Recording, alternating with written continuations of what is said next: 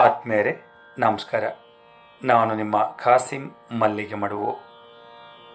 ವಾರಕ್ಕೊಂದು ಕಗ್ಗ ಈ 165ನೇ ವಾರದ ಸರಣಿಗೆ ಆತ್ಮೀಯ ಸ್ವಾಗತ. ಮನೆ ಗುಂಡಪ್ಪನವರು ಏನು ಹೇಳ್ತಾ ಇದ್ದಾರೆ ಬನ್ನಿ ಕೇಳೋಣ. ತಳಮಳವಿದೆ ನೆಳೆಗೆ ದೇವಧನುಜರ್ ಮಥಸೆ, ಜಳನಿಧಿಯೊಳಾದಂತೆ ಸುಧೆಗೆ ಪೀಠಿಕೆಯೇ, ಹಾಲಾಹಲವ ಕುಡಿವ ಗಿರೀಶ ನಿರ್ದೊಡಿ ಕಳವಳವದೇತೆ ಕೆಲವು ಮಂಕುತಿಮ್ಮ. ತಳಮಳವು ಇದು ಏನು ಇಳೆಗೆ, ದೇವಧನುಜರ್ ಮಥಸೆ, ಜಳನಿಧಿಯೊಳಾದಂತೆ ಸುಧೆಗೆ ಪೀಠಿಕೆಯೇ, ಹಾಲಾಹಲವ ಕುಡಿವ ಗಿರೀಶನು ಇರ್ದೊಡೆ ಈ ಕಳವಳವು ಅದು ಏತಕ್ಕೆ ಎಲೋ ಮಂಕುತಿಮ್ಮ. ದೇವಧನುಜರ್ ಅಂದರೆ ದೇವಲೋಕದ ಅಣ್ಣ ತಮ್ಮಂದಿರು, ಮಥಸೆ ಅಂದರೆ ಕಡೆಯೇ, ಜಲಧಿ ಅಂದರೆ ಸಮುದ್ರ, ಸುಧೆ ಅಂದರೆ ಅಮೃತ, ಪೀಠಿಕೆ ಅಂದರೆ ಭೂಮಿಕೆ, ಏಂ ಅಂದರೆ ಏನು, ಹಾಲಾಹಲ ಅಂದರೆ ವಿಷ, ಗಿರೀಶ ಅಂದರೆ ಶಿವ. ಒಂದು ಕಡೆ ದೇವತೆಗಳು ಮತ್ತೊಂದು ಕಡೆ ರಾಕ್ಷಸರು ನಿಂತು ಹಾಲಿನ ಕಡಲನ್ನು ಕಡೆದಾಗ ಅಮೃತ ಹುಟ್ಟುವ ಮುನ್ನ ವಿಷ ಹುಟ್ಟುತ್ತದೆ. ಅದನ್ನು ಶಿವ ಕುಡಿದು ಕೊರಳಲ್ಲಿ ಧರಿಸಿ ದೇವದಾನವರ ಕಳವಳವನ್ನು ಹೋಗಲಾಡಿಸ್ತಾರೆ. ರಾಕ್ಷಸರು ಮತ್ತು ದೇವತೆಗಳು ಸೇರಿಕೊಂಡು ಸಮುದ್ರವನ್ನು ಮಥಿಸಿದಾಗ ಕಡೆಗೆ ಅಮೃತ ದೊರಕಿದ ರೀತಿಯಲ್ಲಿ ಪ್ರಸ್ತುತ ಜಗತ್ತಿನ ತಳಮಳ ದ್ವಂದ್ವಗಳಿಂದ, ಈ ದ್ವಂದ್ವಗಳ ತಿಕ್ಕಾಟದಿಂದ, ತೊಳಲಾಟದಿಂದ ಇನ್ನೂ ಅಮೃತ ಬಂದೇ ಇಲ್ಲ ಅಂಥೇಳಿ ಕೊರಗೋ ಅವಶ್ಯಕತೆ ಇಲ್ಲ. ಎಲ್ಲೆಲ್ಲೂ ವಿಷಮ ಸ್ಥಿತಿಯ ವಿಷದ ಧಾರೆ ಹರಿತಾ ಇದೆ. ದ್ವೇಷ ಅಸೂಯೆಗಳ, ಭಾಷಾ ಅಸೂಯೆಗಳ, ಅಹಂಕಾರದ, ಜನಬಲದ ಮದ, ಧನಬಲದ ಮದ, ಅಧಿಕಾರ ಮದದ ವಿಷದ ಗಾಳಿ ಎಲ್ಲ ಕಡೆನೂ ಹಬ್ಬಿದೆ.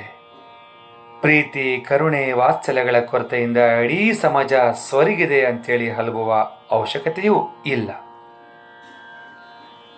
ಯಾಕಂದರೆ ಆ ಸಮುದ್ರ ಮಥನದಲ್ಲಿ ಸುಧೆಗೆ ಮುಂಚಿತವಾಗಿ ಹಾಲಾಹಲ ಅನ್ನೋ ವಿಷ ಹುಟ್ಟಿ ದೇವದಾನವರಲ್ಲಿ ಗಾಬರಿಯನ್ನುಂಟು ಮಾಡಿದಾಗ ಈಶ್ವರ ಬಂದು ಅದನ್ನು ಕುಡಿದು ಆ ಕಳವಳವನ್ನು ಹೋಗಲಾಡಿಸಿದಂತೆ ಅದೇ ಈಶ್ವರ ಈಗಲೂ ಇರುವಾಗ ಈ ಭಯ ಆತಂಕವನ್ನು ಪಡುವ ಅವಶ್ಯಕತೆಯೇ ಇಲ್ಲ ಅಂತ ಹೇಳ್ತಾ ಈಗ ಕೇಳೋಣ ನನ್ನ ರಾಗ ಸಂಯೋಜನೆಯ ಈ ಕಗ್ಗವನ್ನು. ತದರೆ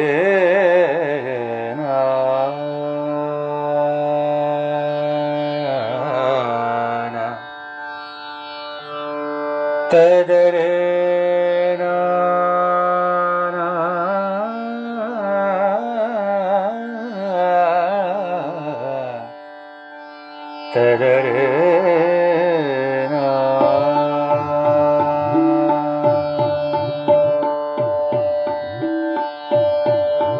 ತಳಮಳವಿದೆ ಇಳೆಗೆ ದೇವಧನುಜರ್ ಮಥಸೆ, ಜಳನಿಧಿಯೊಳಾದಂತೆ ಸುಧೆಗೆ ಪೀಠಿಕೆಯೇ, ತಳಮಳವಿದೆ ಇಳೆಗೆ ದೇವಧನುಜರ್ ಮಥಸೆ, ಜಳನಿಧಿಯೊಳಾದಂತೆ ಸುಧೆಗೆ ಪೀಠಿಕೆಯೇ, ಹಾಲಾಹಲವ ಕುಡಿವ ಗಿರೀಶನು ಇರ್ದೊಡೆ, ಹಾಲಾಹಲವ ಕುಡಿವ ಗಿರೀಶನು ಇರ್ದೊಡೆ ಈ ಕಳವಳವದೆ ತಕೆಲು ಮಂಕುತಿಮ್ಮ, ಕಳವಳವದೆ ತಕೆಲು ಮಂಕುತಿಮ್ಮ, ಕಳವಳವದೆ ತಕೆಲು ಮಂಕುತಿಮ್ಮ.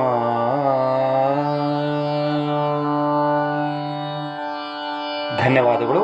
ನಮಸ್ಕಾರ.